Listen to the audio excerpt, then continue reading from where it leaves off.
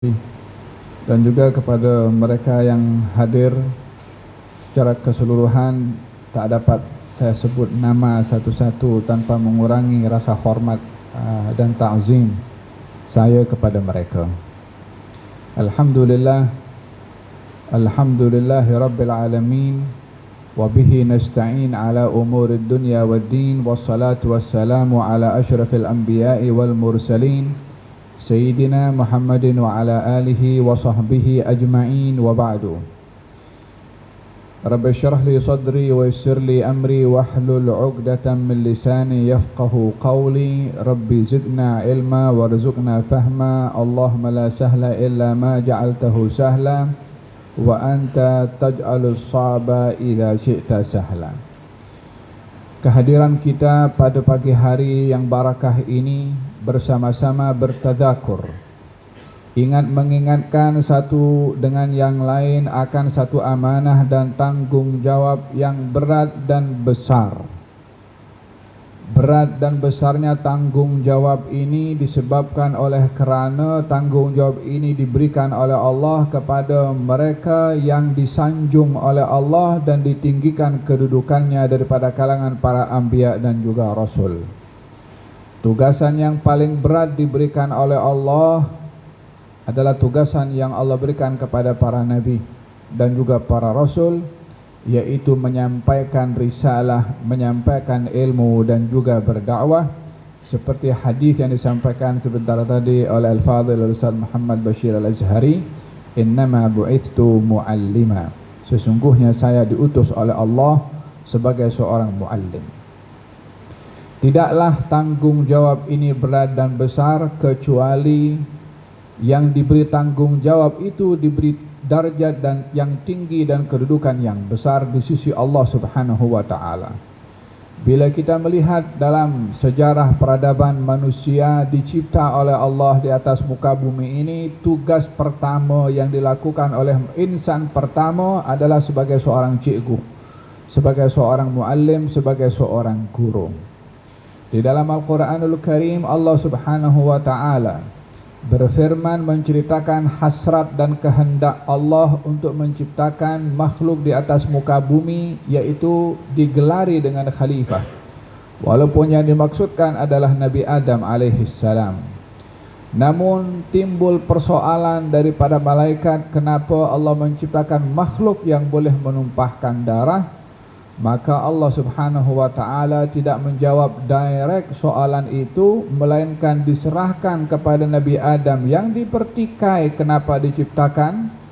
Nabi Adam sendiri yang menjawab kepada para malaikat kenapa manusia dicipta oleh Allah Subhanahu wa taala. Bukanlah maksud dari para malaikat ketika bertanya itu sebagai satu protes, tetapi ingin mengambil maklumat dari Allah Subhanahu wa taala. Dengan keterbatasan ilmu para malaikat, ingin tahu lebih dalam lagi kenapa menciptakan manusia di atas muka bumi.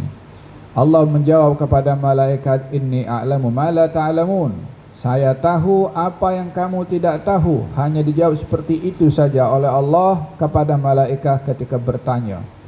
Lalu Allah Subhanahu wa taala setelah menciptakan Nabi Adam, tidak lupa soalan malaikat yang bertanya kepada Allah, kenapa menciptakan manusia di atas muka bumi. Maka Allah Subhanahu wa taala serahkan jawaban itu kepada malaikat yang bertanya. Entah berapa lama antara pertanyaan malaikat kepada Allah dan jawaban yang diberikan oleh Allah melalui Nabi Adam kepada malaikat. Waktu bertanya, Nabi Adam belum lagi dicipta. Setelah diciptakan oleh Allah Subhanahu wa taala, wa 'allama Adama al-asma'a kullaha thumma 'aradahum 'alal malaikah faqala anbi'uni bi asma'i haula'i in kuntum shadiqin. Allah mengajarkan ilmu-ilmu, nama-nama kepada Nabi Adam. Kemudian ditanya kepada malaikat, coba beritahu kepada aku apakah nama-nama itu. Maka malaikat menjawab, qalu subhanaka la ilma lana illa ma 'allamtana innaka antal alimul hakim. Mereka mengatakan, wahai Allah, tak ada ilmu kepada kami kecuali ilmu yang kau beri kepada kami, sesungguhnya engkau maha mengetahui lagi maha bijaksana. Qala ya Adamu anbi'hum bi asma'ihim. Wahai Adam, beritahu kepada malaikat apakah nama-nama itu. Maka diberitahukan oleh Nabi Adam kepada malaikat, itu tugasan pertama dilakukan oleh Nabi Adam di dalam tugasannya sebagai khalifah di atas muka bumi ini adalah mengajar, memberitahu, menyampaikan ilmu kepada para malaikat. Itulah khalifah, itulah khulafa yang ada di atas muka bumi ini.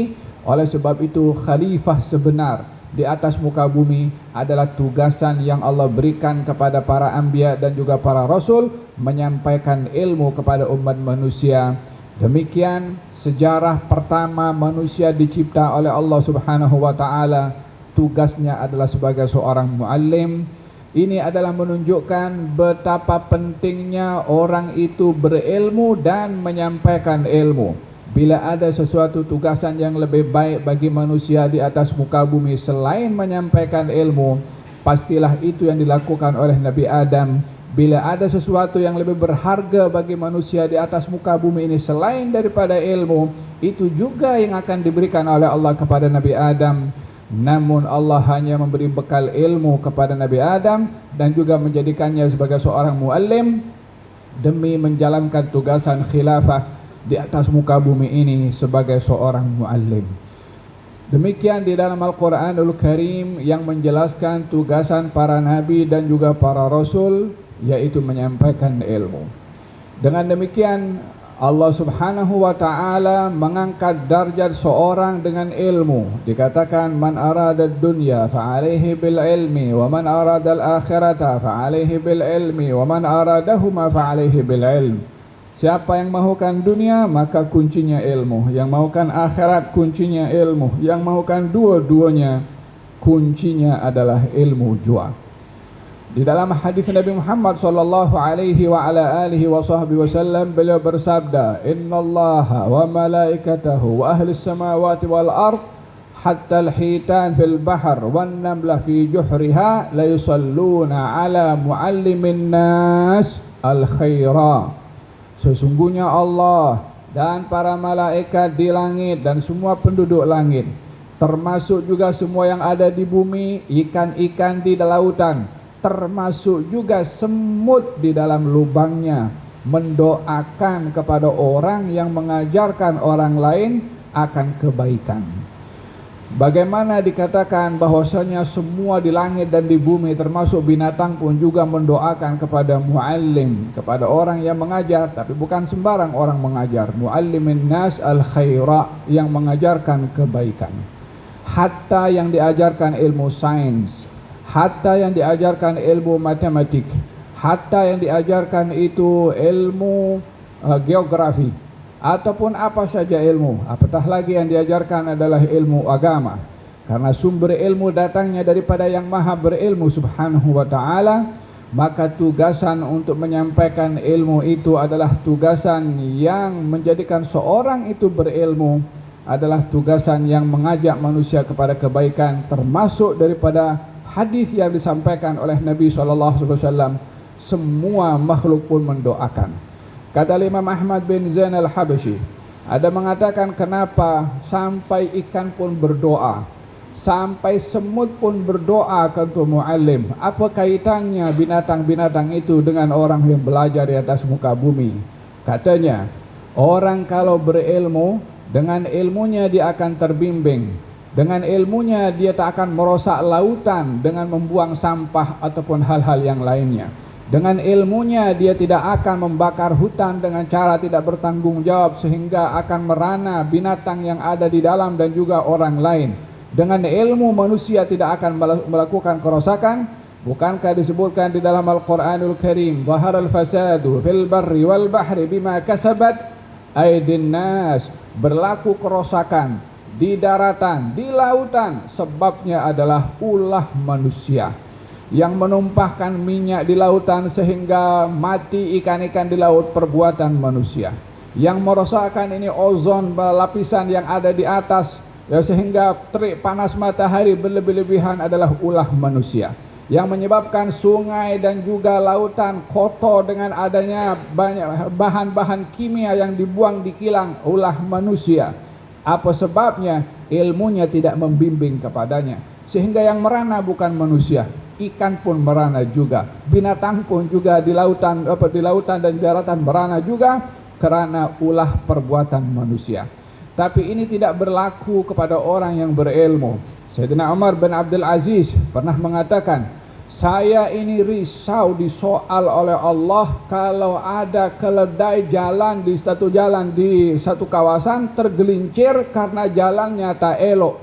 Katanya, saya takut disoal oleh Allah karena tergelincirnya keledai. Bukan manusia saja, keledai tergelincir takut disoal oleh Allah subhanahu wa ta'ala, menjadi sebab rahmat hatta kepada binatang. Ditunaikan haknya. Apa yang menjawabkan beliau berfikir demikian kalau bukan ilmu dan rasa tanggung jawab kepada Allah subhanahu wa ta'ala. Oleh sebab yang demikian, kedudukan orang yang berilmu itu mulia karena manfaatnya kembali kepada seluruh manusia, bahkan kepada seluruh makhluk, seperti mana dijelaskan sebentar tadi. Tidak ada kebaikan yang terbaik di atas muka bumi ini kecuali menghabiskan waktu untuk mencari ilmu dan juga mengajarkan ilmu. Namun, di dalam kita diberi amanah untuk menyampaikan, ada beberapa hal penting yang perlu kita ketahui di dalam menyampaikan ilmu. Tanggung jawab kepada diri sendiri dengan ilmu yang kita miliki. Tanggung jawab kepada orang lain yang belajar ilmu daripada kita. Dan juga tanggung jawab memilih cara dan subjek serta topik dan tajuk yang sesuai untuk disampaikan kepada orang yang ingin belajar ilmu. Kalau tajuk dan tema pada hari ini dikatakan murabbi ummah, teringat kata-kata tentang kalimat murabbi, yang ianya adalah kalimat yang besar dan dalam maknanya.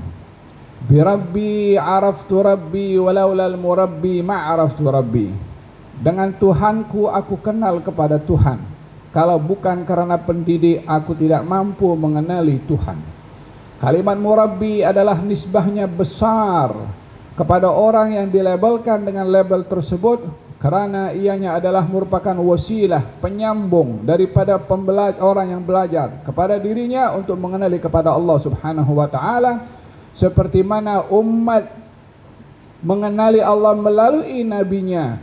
Kedudukan para ulama dan para mudarris atau muallim mewakili para nabi dan rasul. Al-ulama'u warathatul anbiya. Para ulama itu pewaris kepada nabi. Oleh sebab yang demikian, di dalam Al-Quranul Karim, Allah subhanahu wa ta'ala ada menyebutkan tentang metodologi, cara menyampaikan ilmu, silibus dalam menyampaikan ilmu. Selain memerhati identiti sebagai seorang guru, kata Imam Ibn Sirin mengatakan, inna hadzal ilma dinun fangduru amman ta'khuduna dinakum. Ilmu ini adalah agama kamu. Ilmu ini wasilah untuk mengenal pasti agama kamu. Hendaklah kamu memastikan daripada siapa kamu mencari ilmu. Demikian kata Imam Ibn Sirin dalam Sahih Muslim. Untuk mengenal pasti identiti seorang cikgu, seorang guru. Karena dengan guru seseorang murid akan kenal agama. Dengan guru seorang murid akan kenal kepada Allah. Dan dengan guru seorang murid akan mengenali tanggung jawabnya di atas muka bumi ini sebagai hamba kepada Allah subhanahu wa ta'ala. Di dalam Al-Quranul Karim Allah subhanahu wa ta'ala ada menyebutkan tentang silibus di dalam kita menyampaikan ilmu. Yang dimaksudkan bukanlah silibus yang ada di sekolah-sekolah dan di madrasah-madrasah, karena itu adalah silibus yang sudah dikaji, disusun dan juga dibuat sesuai dengan keadaan di mana mereka berada. Tetapi ini adalah ruh kepada setiap subjek yang diajarkan. Apapun subjeknya, merujuk kepada tugasan para anbiya. Allah subhanahu wa ta'ala berfirman melalui lisan Nabi Ibrahim alaihissalam setelah Nabi Ibrahim selesai membangun Ka'bah, katanya Rabbana wab'ath fihim rasulam minhum yatlu alaihim ayatika wa yu'allimuhumul kitaba wal hikmah wa yuzakkihim.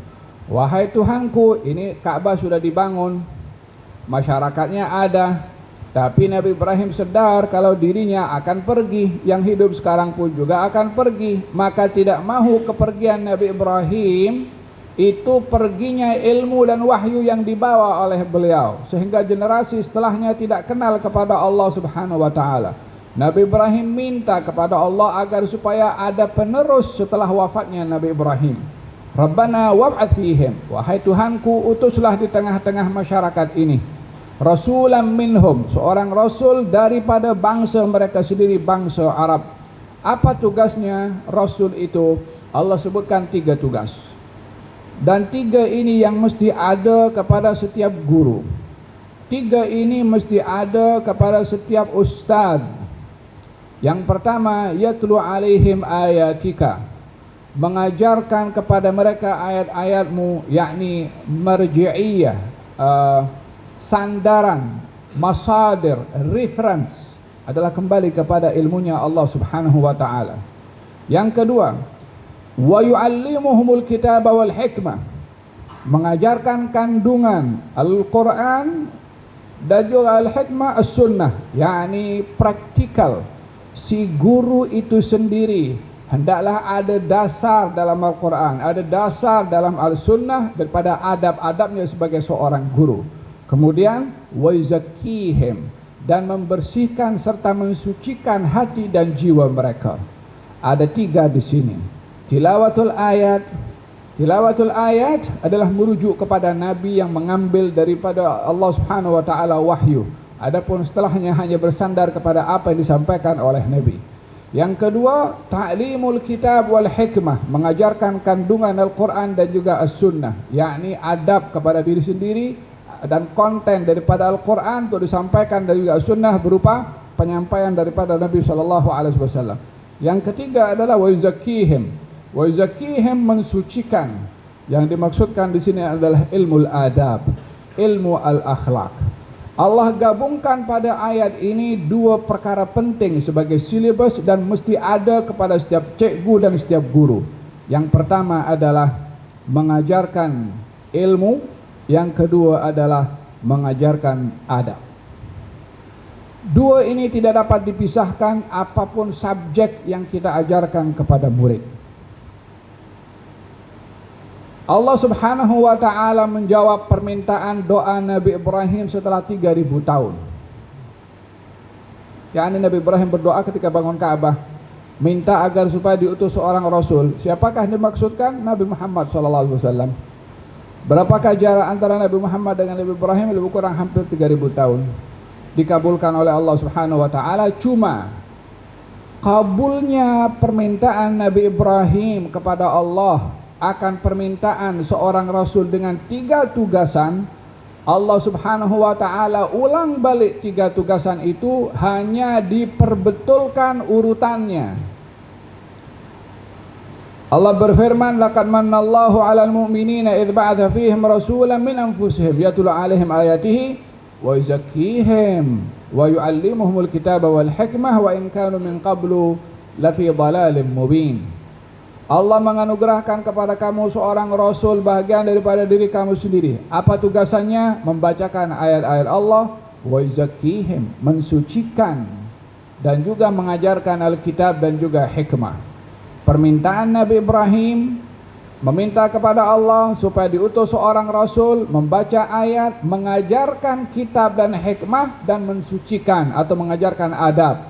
Allah perbetulkan urutannya, adab dulu baru ilmu. Supaya kita mengambil berat tentang adab selain daripada ilmu yang disampaikan, walaupun untuk mendapatkan adab itu tetap dengan ilmu jua.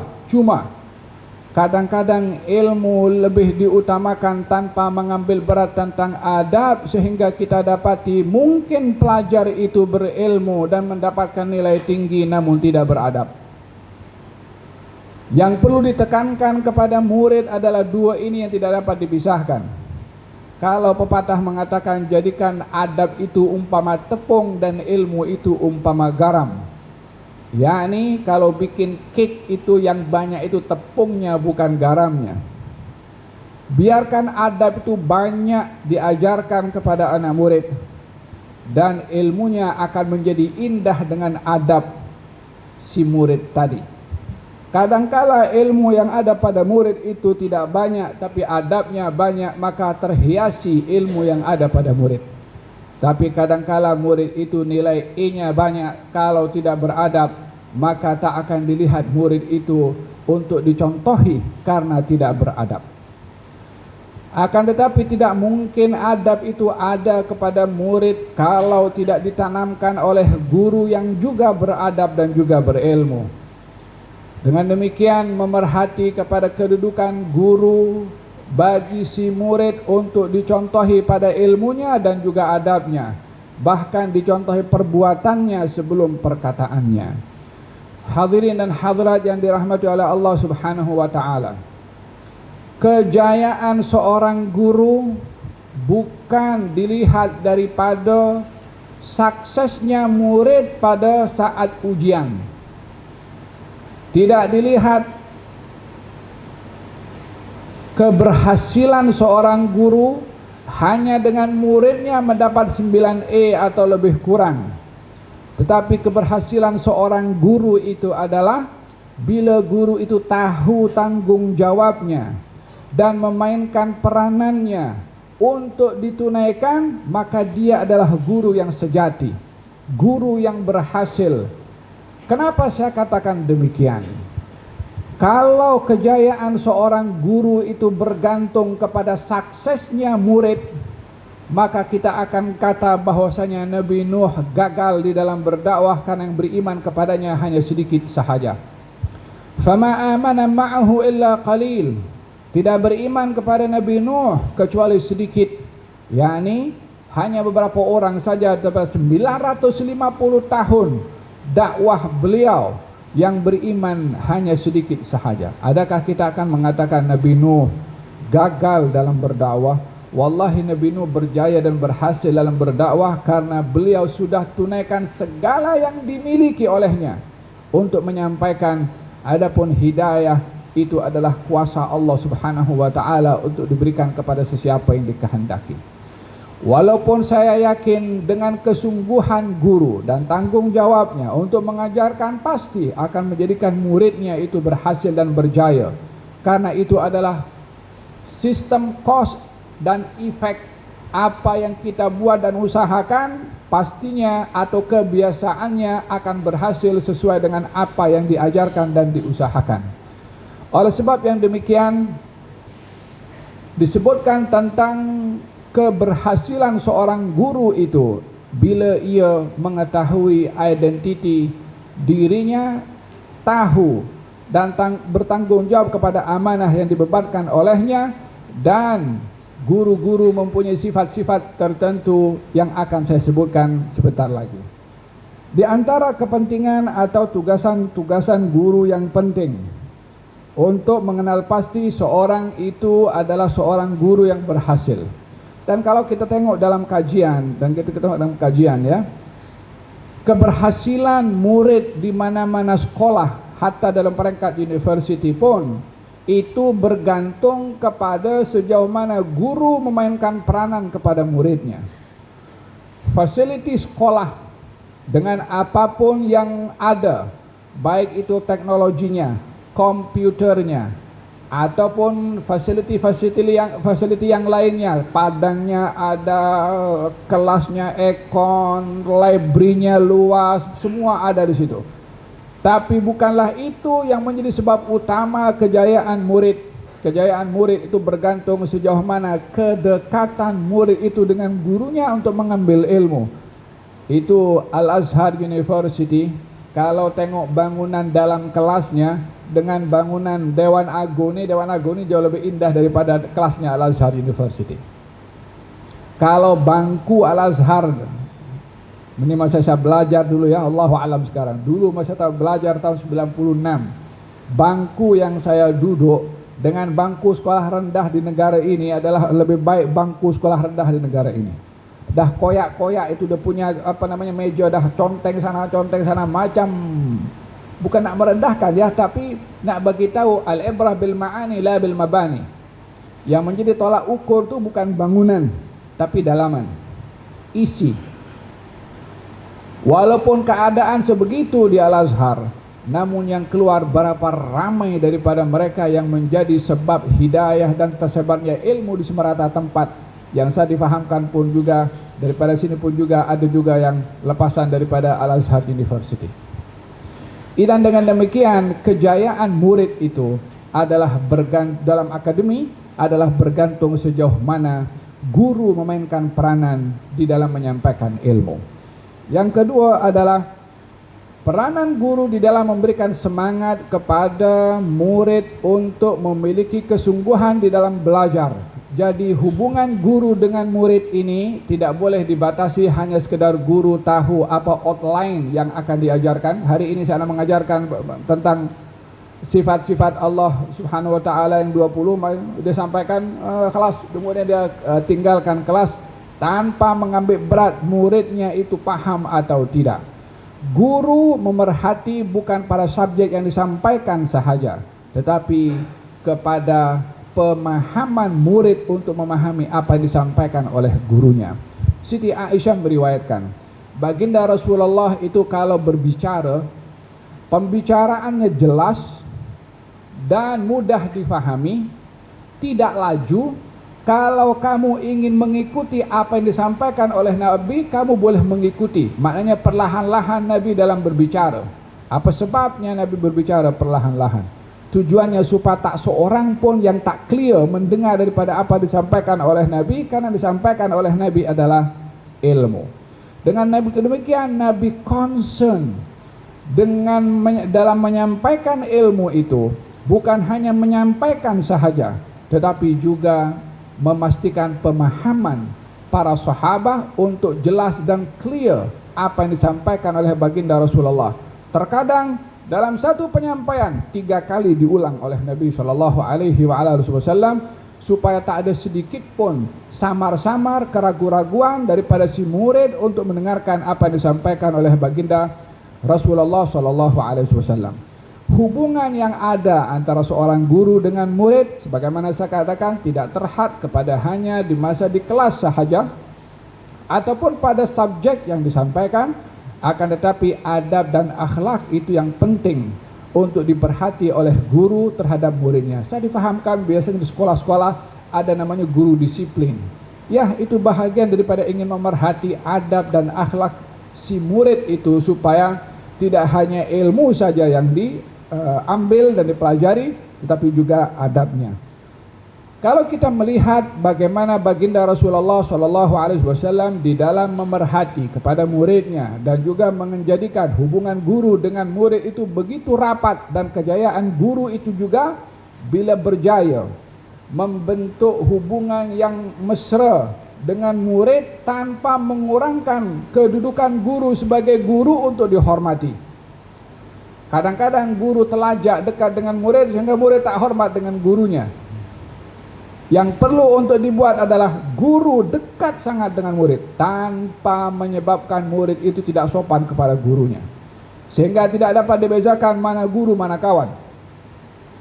Dalam hal ini baginda Rasulullah SAW mengambil berat pendekatan dengan murid sampai kepada persembahan-persembahan dan perlombaan-perlombaan yang diadakan waktu itu. Nabi pun hadir. Dengan kesibukannya sebagai seorang nabi, tapi ada anak-anak yang sedang buat latihan atau perlombaan memanah, maka Nabi pun hadir dalam acara tersebut sebagai tasji', sokongan kepada anak-anak yang sedang belajar memanah. Kan sendiri Nabi mengatakan, alimu auladakum, ajarkan kepada anak-anak kamu ar-rimayata wasibahata warukubul khail. Ajarkan kepada anak-anak kamu memanah, berkuda dan juga berenang. Ini bahagian daripada aktiviti badaniyah atau tarbiyah badaniyah, mendidik tubuh badan. Pendidikan ini merangkumi banyak hal. Merangkumi pendidikan tubuh badan dengan riyadhah, merangkumi pendidikan akal fikiran supaya minda terbuka, merangkumi pendidikan kepada emosional supaya tersentuh, mendidik bagian hati dengan keimanan. Semua aspek ini kena diperhati supaya terbentuk syakhsiyah murid pada keperluan seluruh aspeknya itu dipenuhi, hatta kepada keperluan kesehatan tubuh badan itu sendiri. Dan untuk mengelak daripada murid itu, daripada sifat-sifat yang mungkin agak keluar daripada naluri fitrahnya, diajarkan aktiviti riyadhah untuk menjadikan dia seorang yang beridentiti dengan jantina yang diberikan oleh Allah. Yakni kalau orang dilatih memanah, berkuda dan juga berenang, jiwanya laki-laki. Berbandingkan kalau diajarkan hal-hal yang lain mungkin akan laki-laki tapi macam perempuan. Dan diajarkan seperti ini supaya tidak keluar daripada fitrah yang diciptakan oleh Allah Subhanahu wa taala. Kita pun sekarang berhadapan dengan kadang-kadang yang laki-laki cara berfikirnya macam perempuan atau sebaliknya. Daripada faktor persekelilingan itu sendiri yang membentuk syakhsiyah, kepribadian. Nabi SAW ketika diberitahu adanya perlombaan memanah, maka Nabi hadir. Kemudian baginda Rasulullah SAW melihat ada beberapa kelompok. Di antara kelompok itu adalah keturunan daripada Bani Ismail, Nabi Ismail. Maka saat seorang calon yang memanah ini daripada keluarga yang keturunan Nabi Ismail, katanya, irmi fa inna abakum ramin. Hai, panahlah itu tempat dan kenakan kepada sasarannya. Sesungguhnya datuk kamu adalah orang yang mahir dalam memanah. Kalau kita tengok main bola sepak tu kan, ada grup daripada negeri ini, kita pun angkat bendera sebagai tanda sokongan. Yang disokong dia besar hati. Nabi pun juga macam tu, sokong kepada salah seorang daripada mereka. Cuma kalau sokongan kita di sini ini biasanya kenegerian, dan juga sukanya kita kelompok-kelompok tertentu yang kadang-kadang kita geram kalau ada orang lain yang sokong kelompok yang lain. Baginda Rasulullah ketika sokong satu kelompok kelompok yang lain atau yang berdaftar sebagai pemain dalam memanah, mereka akhirnya merajuk, tak mau untuk memanah. Katanya, kenapa kamu tidak mau melawan kepada orang ini? Katanya, ya Rasulullah, engkau sokong dia, macam mana aku nak lawan orang yang kau sokong? Katanya, kami pun tak mau untuk melawan kepada orang disokong oleh Rasulullah SAW. Maka Nabi pun mengatakan, okeylah, aku sokong kamu semua tanpa terkecuali. Diajarkan, disokong, dihadiri oleh Nabi SAW. Hal ini memberikan sentuhan yang dalam kepada murid itu sendiri. Bila guru mengambil berat apa yang menjadi kemahiran kepada si murid itu, kemahiran yang ada pada pelajar pelbagai, guru kena peka dan cekap untuk mengambil manfaat daripada keahlian dan kemahiran yang ada pada pelajar untuk dimanfaatkan. Kemana arah pelajar ini, mahirnya di mana? Seorang sahabat Nabi bernama Hassan bin Thabit, mahir dalam bersyair. Katanya, Hassan, keluarkanlah syair-syair kamu untuk melawan kepada kaum musyrikin. Allah akan menghantarkan Jibril untuk tolong engkau. Maknanya belajar yang betul. Biarkan sungguh-sungguh engkau bersyair. Hatta bersyair pun juga. Mungkin di antara pelajar kita ada pandai berpuisi, disokong untuk berpuisi, dipandu isi kandungan puisinya supaya puisi itu adalah bermakna dan berkesan dan ada manfaat. Seorang sahabat Nabi bernama Zaid ibn Thabit, seorang yang cekap, pandai, cerdas.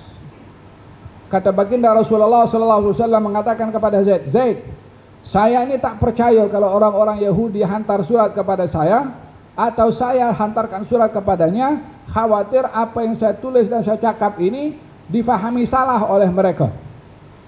Kamu belajar bahasa mereka. Lepas itu beritahu kepada saya apa yang mereka tulis kepada saya, dan tulis kepada mereka apa yang saya mahu untuk mereka paham apa yang saya punya maksud. Zaid bin Thabit, orang Arab, disuruh belajar bahasa Ibrani, bahasa Hebrew, bukan bahasanya, bukan bahasa Quran, tetapi supaya hubungan internasional melalui bahasa dan juga dakwah yang juga melalui bahasa. Zaid bin Thabit menghabiskan masa berapa bulan untuk belajar bahasa Hebrew? Allah, kita kalau tengok dalam sejarah katanya tidak berlalu setengah bulan dia pandai menulis dan berbahasa Hebrew. Tadi sembang-sembang dengan Ustaz Yusuf, bertahun-tahun belajar bahasa Arab pun susah nak bercakap bahasa Arab karena tak ada praktikal. Dengan kecerdasan yang Allah beri kepada Zaid, setengah bulan, ini sejarah yang tulis bukan saya kata, setengah bulan belajar bahasa Hebrew, menulis apa yang Nabi mahukan dan membacakan untuk Nabi daripada mereka orang-orang Yahudi. Demikian Nabi menggunakan malakah, kemahiran yang ada pada si murid untuk dituju ke mana ia mesti mahir dalam bidang itu. Seorang lagi,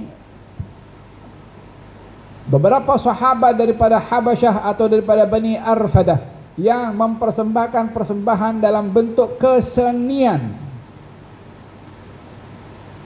pun dihargai oleh Nabi SAW.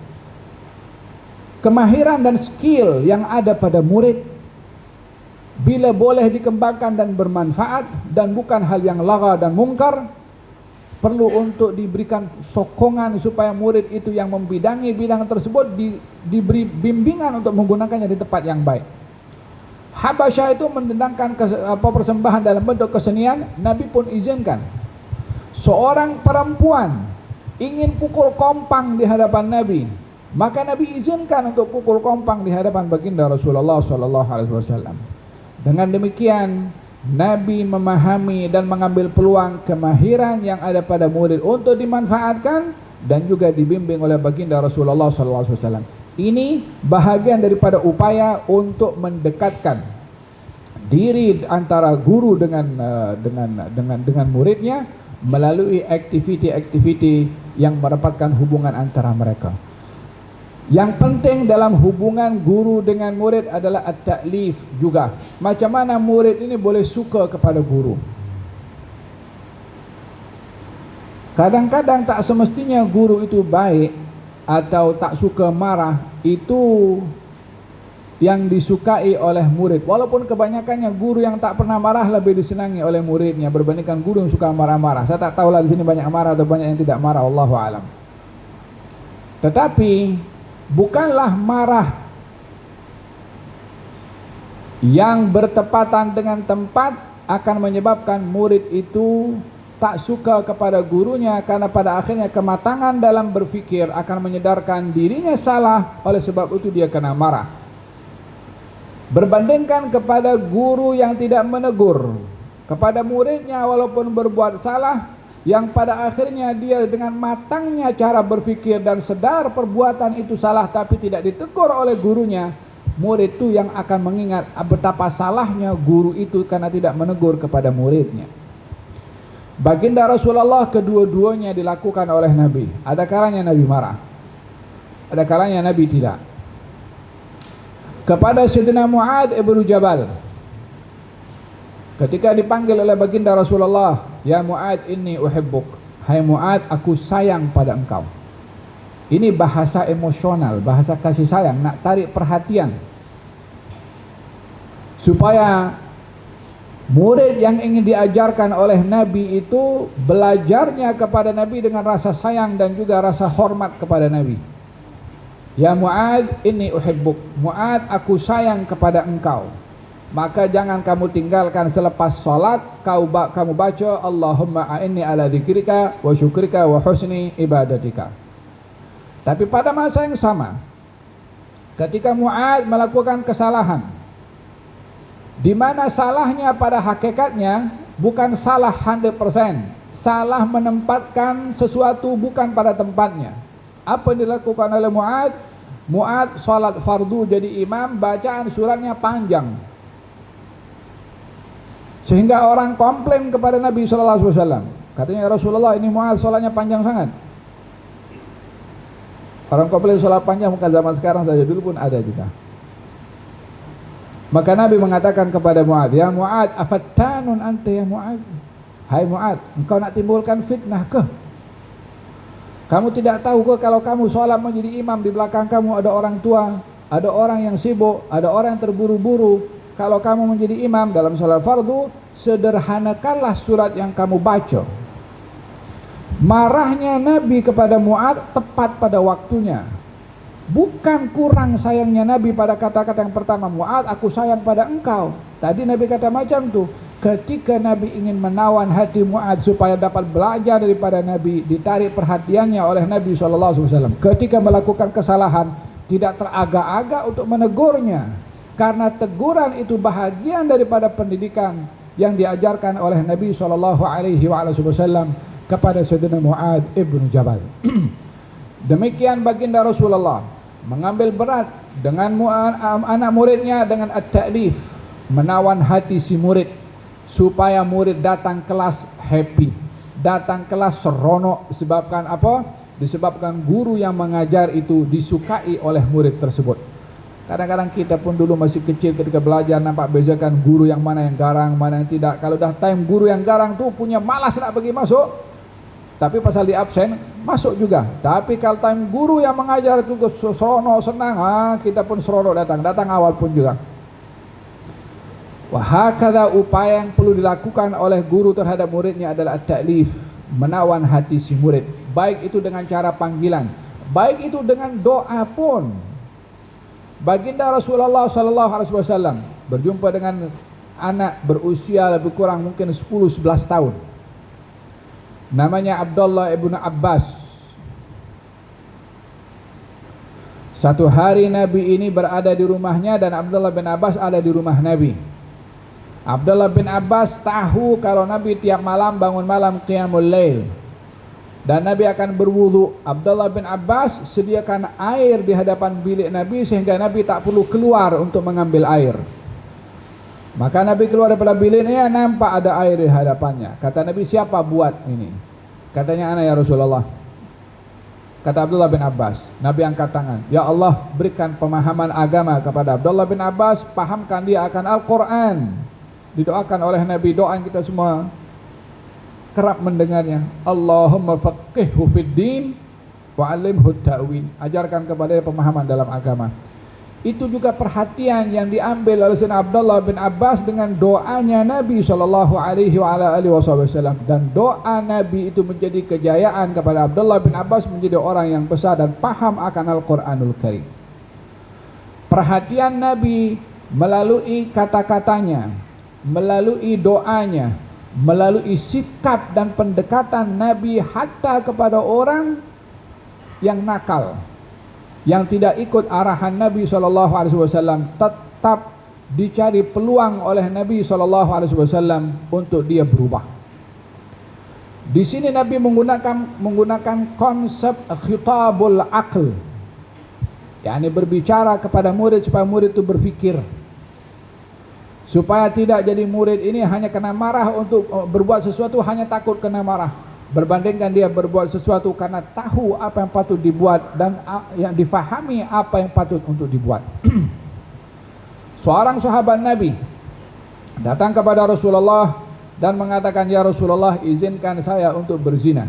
Katanya, sahabat yang ada di sekeliling Nabi ini naik berang dan naik marah. Macam mana minta izin untuk melakukan perbuatan yang mungkar? Tapi seorang cikgu, seorang guru, sebagai muallim, hendaklah dia menyikapi kepada murid umpama dokter yang menyikapi kepada pesakit. Mengenal pasti terlebih dahulu apa problem si murid ini, apa asal muasalnya dia bercakap seperti itu. Kadang-kadang tindakan seorang murid itu tindakan macam unjuk perasaan. Karena geram dia buat tindakan atas dasar emosi dan marahnya. Bila diambil sikap hukuman kepada si murid akan tindakannya yang tidak faham kenapa dia berbuat seperti itu, maka kita akan menghukum orang yang tak faham. Tapi kita kenal pasti asal muasalnya itu apa. Kalau baginda Rasulullah berhadapan dengan sahabat tadi mengatakan, ya Rasulullah, izinkan aku untuk berzina. Kata Nabi SAW ketika melihat sahabatnya naik berang dan akan melakukan sesuatu kejahatan kepada lelaki tadi, kata Nabi, jangan. Ini orang sakit. Orang sakit dikasih obat. Orang sakit kalau dimarah dipukul tambah sakit ya. Baginda tenangkan dulu keadaan. Dan Nabi mengajarkan kepada sahabat yang datang bertanya, dan kepada sahabat yang nak marah tu. Dua-dua Nabi ajarkan. Satu senjata kena kepada dua. Kata baginda Rasulullah mengatakan kepada lelaki itu, "Atarda li ummik?" Kamu mahu orang lain berzina dengan ibu kamu? Dia mengatakan, "Aku tidak riba."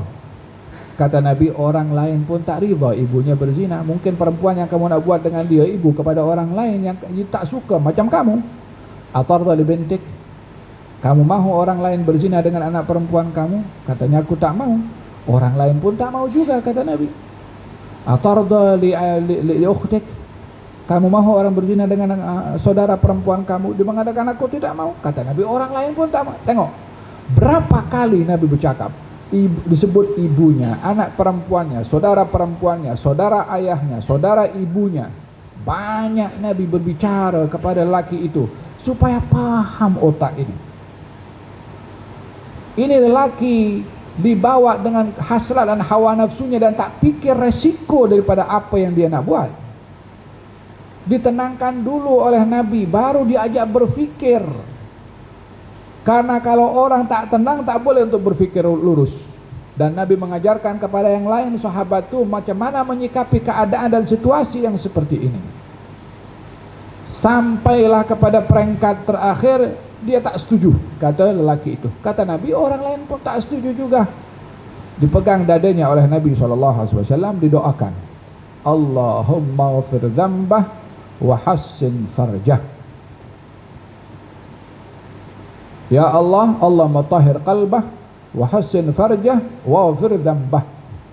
Ya Allah, ampunkan dosa orang ini, bersihkan hati orang ini, dan jagalah kehormatan orang ini. Kata lelaki itu, tidak diangkat tangan Nabi daripada dada saya, kecuali tak ada perbuatan yang lebih saya benci melalui daripada perbuatan zina. Ini jiwa seorang muallim yang mengenal pasti masalah pada murid. Sebelum menghukum, hendaklah dikenal pasti asal muasal masalah itu timbul daripada mana. Kita dalam Quranul Karim ada burung yang dia melakukan pelanggaran yang diarahkan oleh Nabi Sulaiman. Burung salah, Nabi Sulaiman tak langsung hukum. Ditanya dulu, apa pasal kamu tak hadir? Itu burung. Dalam surat An-Naml Allah Subhanahu wa taala berfirman, kata, "Mali la aral hudhud am kana bil ghaibin?" Ini burung hudhud kenapa tidak hadir? Aku akan hukum dia, aku akan sembelih dia, atau dia datang membawa excuse, membawa sebab. Burung datang bagi tahu sebabnya kenapa dia tak hadir. Demikian juga yang perlu disikapi sebagai seorang guru terhadap muridnya, umpama dokter kepada pesakitnya. Seorang badui datang ke masjid Nabi SAW. Kita kalau tengok dalam sejarah, makanya guru tak boleh lepas daripada sirah Nabi. Mesti banyak baca sirah, baru jiwa keguruan itu ada hubungan kerohanian dengan baginda Rasulullah SAW sebagai guru pertama kepada kita. Supaya apa yang kita sampaikan kepada murid ini ada dasar, saya ini ikut siapa dalam mengajar, saya ini siapa panutan dan teladan saya dalam menyampaikan ilmu. Sehingga tidak hanya guru sebagai jawatan menyampaikan dan selesai di situ. Lebih daripada itu, rasa tanggung jawab dan rasa ada kebersamaan dan keserupaan dengan tugasan Nabi. Seorang badui datang ke masjid Nabi SAW. Kemudian dia pergi ke sudut masjid, maaf cakap, dia angkat, dia berikan plakat dan buang air kecil. Tahu di mana dia buang air kecil? Di masjidnya Nabi SAW. Masjid yang terbaik kedua setelah Masjidil Haram. Sahabat marah juga dan mereka bangun ingin halau itu badui. Nabi kata jangan, biarkan dia selesai dulu daripada buang air kecilnya. Disuruh selesaikan itu badui daripada buang air kecilnya. Kemudian Nabi perintahkan ambil satu baldi, tuangkan air di tempat dia buang najis. Agaknya kalau kita nampak ada murid yang berbuat seperti itu, Allah, mungkin kiamat sudah berlaku itu. Tapi ini sikap untuk mendidik jiwa pendidik mesti ada kepada guru, bukan jiwa menghukum. Jiwa mendidik bagaimana mendahulukan rasa kasihan kepada orang yang tak paham supaya dia jadi paham. Kata baginda Rasulullah, selesai Badui itu selesai buang air kecil, panggil Nabi SAW. Masa Badui itu mendekat kepada Nabi, tengok muka sahabat ni macam dah mana terkam kepada Badui itu. Kata Badui itu mengatakan, kamu tengok aku lain macam pasal apa? Dia tidak merasa apa yang dia buat itu salah sebab dia tak tahu. Di tempat di mana dia berada, kawasan Badui yang hidupnya itu adalah hidup seperti itu bukan satu kesalahan yang bercanggah dengan adab menurut apa yang dia paham. Buktinya apa? Dia tak tahu kalau perbuatan itu salah, sehingga sahabat yang tengah tengok lain macam kepada dia pun tertanya-tanya, kamu nampak marah kepada saya, ini apa salah saya? Baru diberitahu, wahai saudara Arab, ini tempat ini adalah masjid khusus untuk ibadah, sholat, baca Quran dan zikir, bukan apa yang kamu lakukan tadi. Kata Badui itu mengatakan, ya Rasulullah, saya tak akan ulang lagi apa yang saya buat. Baru tahu. Kemudian Badui itu berdoa kepada Allah SWT. Katanya, ya Allah, ampunkan dosa saya dan Muhammad, yang lain kau jangan kasih ampun. Gitu.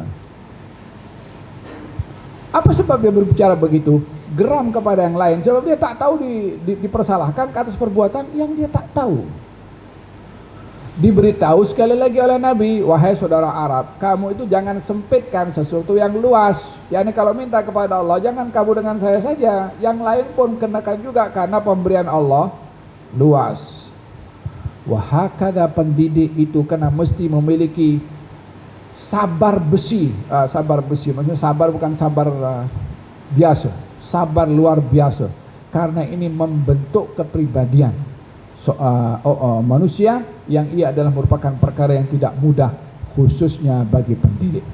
Hadirin hadirat yang dirahmati oleh Allah Subhanahu wa taala, demikian pendekatan demi pendekatan yang dilakukan oleh Nabi SAW kepada anak muridnya supaya mereka dapat mengambil ilmu dan manfaat daripada baginda Rasulullah SAW. Mungkin yang terakhir ingin saya sentuh di sini adalah bagaimana peranan guru kepada murid itu dalam langkah-langkah mendidik kepada mereka supaya murid ini tertanam dalam hatinya kecintaan dan ta'zim kepada Allah dan Rasulnya. Itu asas.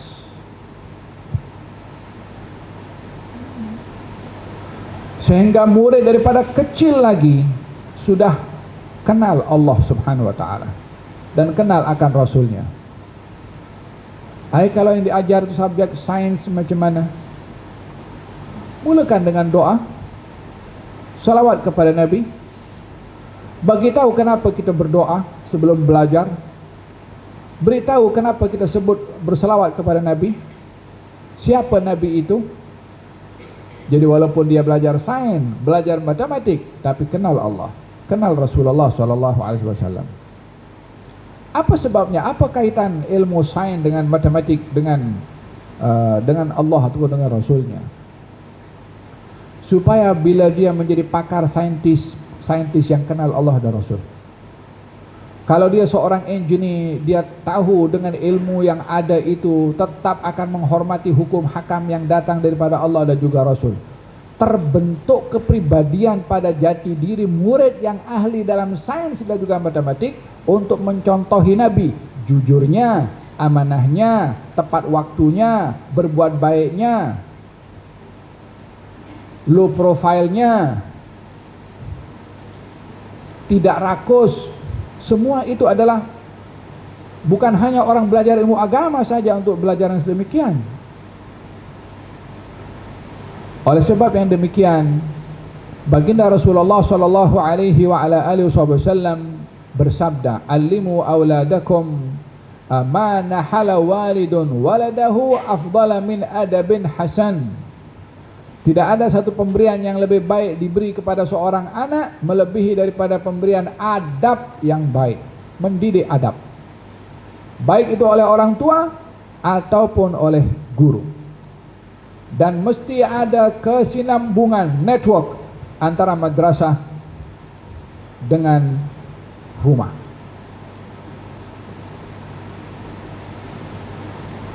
Dua perkara ini akan menjadi penutup pembahasan kita hari ini. Yang pertama, mengagungkan Allah dan Rasulnya.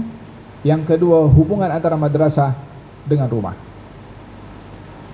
Baginda Rasulullah sallallahu alaihi wa ala alihi wasallam bersabda, "Muru auladakum bis salati li sab'in." Perintahkan anak kamu salat di usia 7 tahun. Usia 7 tahun itu mungkin orang kalau perintahkan anak salat Fatihah tak paham artinya, mungkin dia hafal, mungkin fasih, tapi tak faham apa maksudnya. Ingin salat merasakan khusyuk, tidak boleh, tidak dalam usia 7 tahun, mungkin tak erti pun juga itu apa arti khusyuk. Tapi kenapa Nabi suruh juga untuk diajarkan salat pada usia 7 tahun? Supaya daripada kecil lagi sudah terbiasa ada Allah yang saya wajib sembah dengan saya salat 5 waktu. Itu dulu mukaddimahnya. Seorang tua menghantarkan anak muridnya belajar mengaji. Gurunya mengajarkan surat Al-Muzammil. Dibaca, ya ayyuhal muzammil qumil laila illa qalila nisfahu aw inqus minhu qalila, sampai ayat yang fa kaifa tattaquna in kafartum yawman yaj'alul wildana shiba as-sama'u munfatirun bih kana wa'duhu maf'ula. Sampai ayat itu. Balik ke rumah. Abah, saya tadi belajar surat Al-Muzammil, kata si anak. Itu Muzammil apa artinya, Abah? Abahnya bagi tahu Muzammil itu adalah orang berselimut. Orang berselimut itu disuruh bangun malam, Abah. Katanya ya. Siapa orang berselimut itu? Kata si anak. Kata abahnya itu adalah Rasulullah. Kata anak mengatakan, tapi saya nampak Abah tak bangun malam. Abahnya nak pergi corner sikit. Anakku itu Rasulullah, kita bukan Rasulullah. Anaknya, anaknya boleh terima lah. Ini abah yang pergi corner sikit, nak lari malu daripada anaknya. Esok dia pergi sambung ayat tu. Inna rabbaka ya'lamu annaka taqumu adna min thulutsayil laili wa nisfahu wa thulutsahu wa ta'ifatun minal ladzina ma'aka. Sesungguhnya Tuhanmu mengetahui kalau kamu bangun 1/3 malam, 2/3 malam juga, dan yang bangun malam juga bersama dengan kamu adalah golongan-golongan yang mengikuti kamu. Bermakna salat malam bukan hanya Rasulullah. Dia lapor balik kepada abahnya, Abah, tapi dalam ayat itu dibagi tahu yang bangun malam bukan Rasulullah saja, tapi kelompok yang bersama dengan Rasulullah. Siapa itu, Abah? Kata ayahnya, itu kan sahabat. Dia kata ayahnya mengatakan macam tu. Anaknya pula, wahai ayah, kalau Rasul tak diikuti, sahabat tak diikuti, nak ikut siapa, Abah? Punya malu abah itu dengan anaknya. Tapi tengok hati nurani anak itu ya. Hati nurani anak itu. Rasa ingin tahu dan bertanya. Katanya, okeylah, malam ini abah bangun malam. Kata anaknya, Abah, bangunkan aku bersama dengan kamu. Kata abahnya mengatakan, wahai anakku, kamu masih kecil. Katanya, Abah, saya ini melihat ibu saya kalau masak dulu pakai kayu. Nak menyalakan kayu yang besar tuh, dengan dinyalakan kayu yang kecil dulu, baru dimasukkan dalam. Saya takut jadi kayu kecil tuh di neraka nanti dimasukkan dulu sebelum yang besar kena. Daripada mana anak itu boleh faham hal seperti itu? Kalau bukan daripada kesan pendidikan guru yang mengajar kepada anaknya. Dan kesannya bukan kepada anak itu saja, kepada orang tuanya juga. Inilah keberkesanan dalam mendidik anak-anak. Baginda Rasulullah SAW membonceng Abdullah ibnu Abbas. Dalam usianya macam saya katakan, Nabi meninggal itu Abdullah bin Abbas umurnya 12 tahun lebih kurang. Dibonceng di belakang. Kata Nabi, Ya ghulam inni uallimuka kalimat. Hai anak kecil, aku ajarkan kepada kamu beberapa ilmu. Yang pertama, ihfazillaha yahfazka. Jagalah Allah, Allah jaga kamu. Ihfazillaha tajidhu tujahaka. Jagalah Allah, engkau akan dapati Allah di hadapan kamu. Ini usia Abdullah bin Abbas belum 12 tahun. Diajarkan oleh Nabi jaga Allah 2 kali. Katanya kita pun sekarang belajar jaga Allah, Allah jaga kamu. Macam mana kita nak paham jaga Allah, Allah jaga kita? Maksudnya jaga hukum hakam Allah, Allah akan beri pahala kepada kamu. Jagalah Allah, kamu akan dapati Allah di hadapan kamu. Apa maksud yang kedua pada jaga Allah, akan dapati Allah di hadapan kita? Maksudnya jagalah apa yang diperintah kepada Allah terhadap kamu dalam hal-hal masalah yang kamu hadapi, permasalahan-permasalahan dalam hidup. Berdoa kepada Allah, menghadapkan diri kepada Allah, Allah akan tolong kamu. Jadi diajarkan oleh Nabi, anak yang masih kecil itu mempunyai hubungan dengan Allah Subhanahu wa taala melalui perintahnya, dan juga mempunyai hubungan dengan Allah untuk berhadap dan berdoa kepada Allah Subhanahu wa taala. Ini taklimat Nabi kepada Abdullah bin Abbas di dalam mengikat anak dengan Allah Subhanahu wa taala. Bukankah itu konsep ihsan yang ada di dalam rukun agama kita? Yang kedua adalah menanamkan kepada anak-anak ta'zim kepada Nabi SAW. Kalau tadi adalah membesarkan Allah, yang kedua adalah membesarkan baginda Rasulullah SAW. Alangkah baiknya kalau setiap kali mau guru masuk dalam kelas sedikit ada kisah Nabi walaupun hanya 2-3 menit, supaya murid itu ada jatuh cinta kepada Nabi. Pepatah kita mengatakan tak kenal maka tak sayang. Paham tu? Kita punya zaman sekarang ini adalah zaman yang di luar itu tidak mendidik kepada anak-anak kita. Banyak lebih merosakkan. Sehingga anak-anak boleh bercakap ikut sesuka hati. Kalau kita tengok komen-komen kadang-kadang kan menyentuh tentang masalah akidah, masalah agama. Baginda bersabda, "Alimu auladakum salasa khisal." Ajarkan kepada anak kamu 3 perkara. Yang pertama, cinta Nabi kamu. Subject love. Yang perlu diajarkan kepada anak murid. Supaya apa? Dalam hati ini kalau ada rasa hub, ada rasa cinta, karahiyah akan hilang, kebencian hilang. Dan beza orang terdidik dengan adanya rasa cinta dengan orang terdidik dengan kebencian. Alimu auladakum salasa khisal. Ajarkan kepada anak-anak kamu 3 perkara. Cinta Nabi kamu, cinta keluarganya, dan juga membaca Al-Quranul Karim. Yakni ada subjek sejarah. Namanya sejarah Nabi dan sejarah orang-orang yang hidup di zaman Nabi. Baik itu daripada ahli keluarga Nabi dan juga sahabat Nabi. Apa tujuannya diajarkan subjek itu kepada anak-anak kita? Kalau bukan supaya anak-anak kita dapat mencontohi dan menjadikan mereka sebagai ikon di masa kecil mereka sendiri. Dengan adanya sekarang pelbagai macam cabaran di luar, anak-anak kita terancam dengan dididik melalui kita alat-alat seperti ini.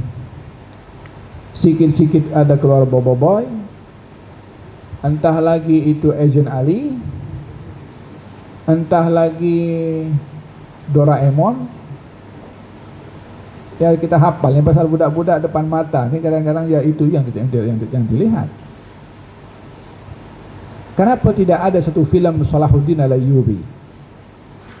Kenapa tidak dibuat satu drama Muhammad Al-Fatih, wala Usama bin Zaid, wa ila pahlawan-pahlawan yang ada dalam Islam, Umar bin Abdul Aziz?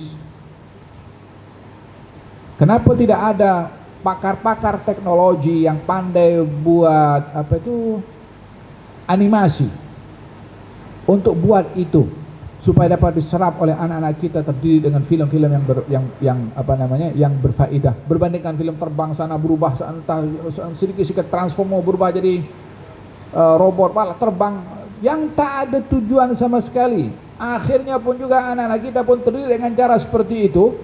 Akhirnya dia guna tumbuk sana tumbuk sini. Kadang-kadang antara adik-beradik pun.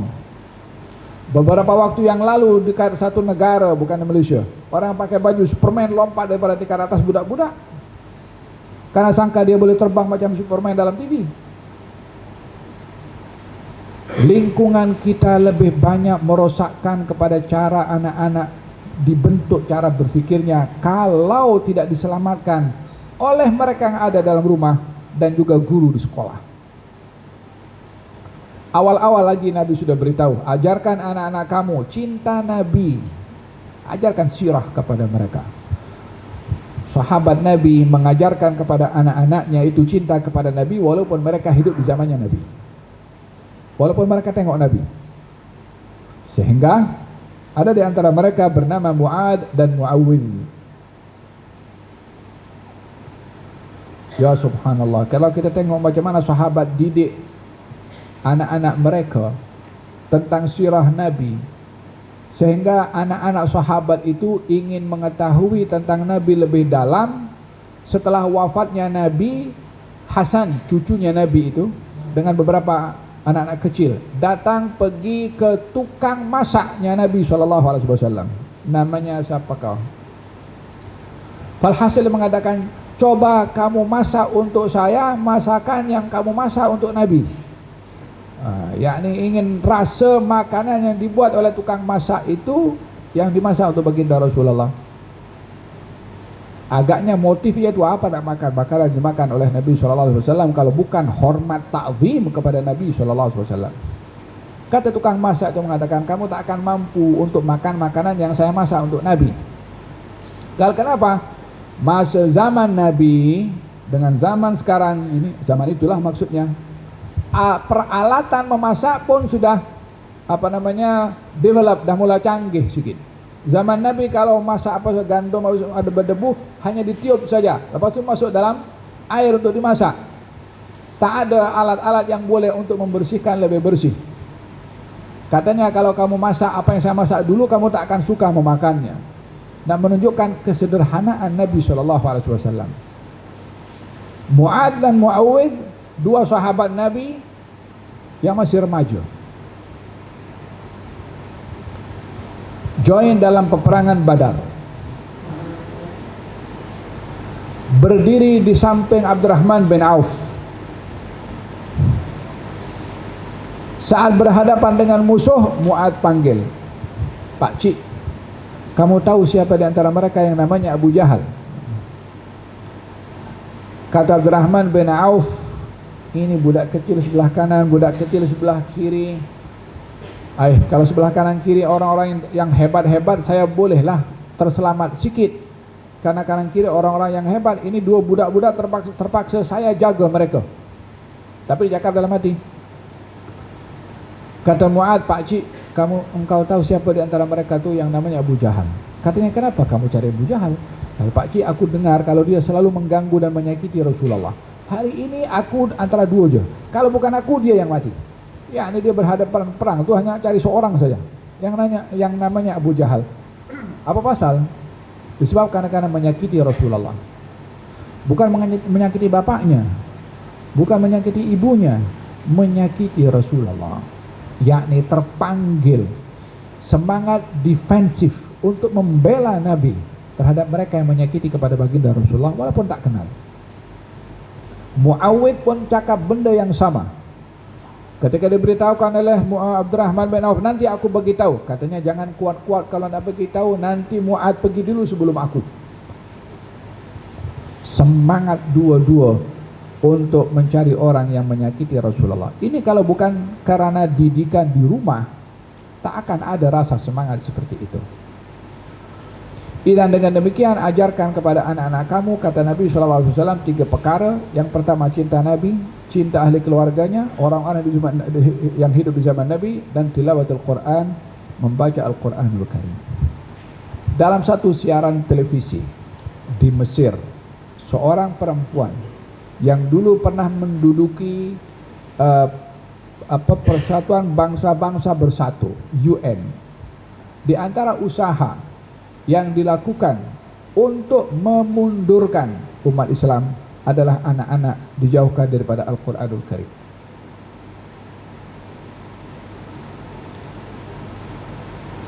Karena Al-Quran membawa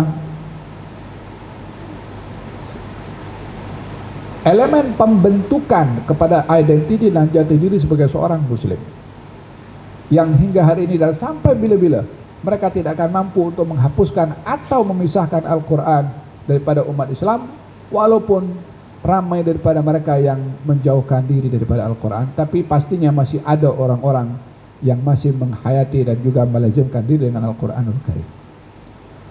Al-Quran penting untuk diajarkan kepada anak-anak dan bukan hanya disuruh menghafal tanpa ia mengetahui siapa yang menurunkan, siapa yang bawa, apa maksudnya, sehingga anak-anak bukan hanya sekedar anak saya pandai baca Fatihah, alhamdulillah pandai, biar dia faham, biar dia tahu siapa yang turunkan Quran, biar dia tahu siapa yang bawa.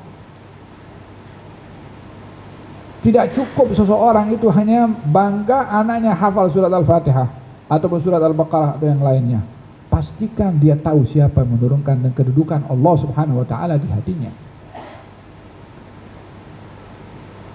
Hadza perkara yang penting untuk dilakukan oleh seorang guru terhadap muridnya, tapi pastinya kena mula dengan guru terlebih dahulu sebelum muridnya. Yang terakhir, hubungan antara madrasah dengan rumah. Kadang-kadang orang tua hanya main serahkan saja anak, dan ini adalah satu sikap yang salah. Pengalaman mengurus madrasah ini yang berasrama, kita buat peraturan supaya murid tidak memegang handphone selama berada di madrasah, kecuali hari-hari tertentu yang dibenarkan untuk menghubungi orang tuanya, sehingga keberadaan murid di madrasah, sholat jamaahnya, wiridnya, zikirnya, semuanya terkontrol. Cuti 1 minggu, balik rumah, balik lagi madrasah. Macam kita nak buat macam kali pertama dia masuk madrasah. Karena di rumah tidak dijaga, tidak dibantu oleh orang tua, sehingga madrasah lebih kurang macam nak memulihkan apa yang dirosakkan di rumah. Padahal orang tuanya hantar untuk jadi budak baik. Dan dengan demikian, perlunya di dalam rumah itu sendiri dan juga madrasah ada hubungan yang baik antara keduanya, sehingga lingkungan, dan ini adalah faktor yang paling mempengaruhi kepada pertumbuhan anak dan pembentukan syakhsiyah, adalah environment. Peranan environment kepada pembentukan syakhsiyah ini dilihat daripada sabda Nabi SAW ketika Nabi bersabda, "Iyyakum wa khadra'id diman." Hati-hati kamu daripada yang namanya khadra'id diman. Kata sahabat, apa itu khadra'id diman wahai Rasulullah? Kata baginda Rasulullah, al-mar'atul hasna fi manbatis su'. Perempuan cantik di lingkungan yang rosak. Karena dia akan menggunakan kecantikannya dengan rosaknya akhlak untuk merosakkan rumah tangga dengan perkahwinannya itu. Lingkungan sangat mempengaruhi kepada pembentukan syakhsiyah. Lingkungan sekolah dan madrasah perlulah selamat daripada hal yang merosakkan. Jangan dilihat oleh murid apa yang didengar oleh telinganya berbeza. Jangan dilihat dalam kelas guru itu menyampaikan kata-kata yang indah, ketika di luar ataupun sedang telepon keluar kata-kata yang didengar oleh muridnya bertentangan dengan apa yang disampaikan di kelas. Lisanul hal afsah min lisanil maqal. Bahasa perbuatan itu lebih tajam daripada bahasa perkataan. Dengan demikian perlunya adanya lingkungan dan persekitaran yang baik dan selamat, baik itu di rumah ataupun di sekolah.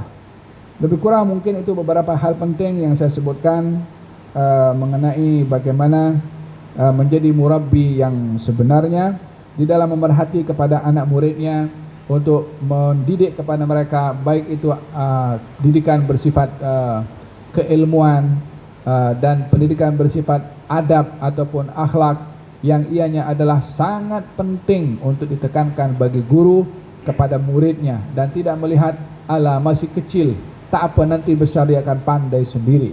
Baginda Rasulullah tidak demikian menyikapi. Justru pendidikan di masa kanak-kanak itulah yang akan berkesan sampai dia dewasa. Ada orang di zaman Nabi budak kecil makan tuh tak ikut adab, makan tangan kiri tangan kanan. Baginda Rasulullah mengatakan, ya ghulam samillah wa kul biyaminik wa kul mimma yalik. Wahai budak kecil, kalau makan baca bismillah, kemudian dengan tangan kanan, dan makalah yang hampir dengan kamu. Masih kecil itu budak diajarkan oleh Nabi adab. Demikian pentingnya menggabungkan antara ilmu dengan adab. Wallahu ta'ala alam. Sallallahu alaihi wasallam Muhammadin wa ala alihi wasallam. Saya kembalikan kepada pembawa acara untuk diteruskan majelis. Barakallahu.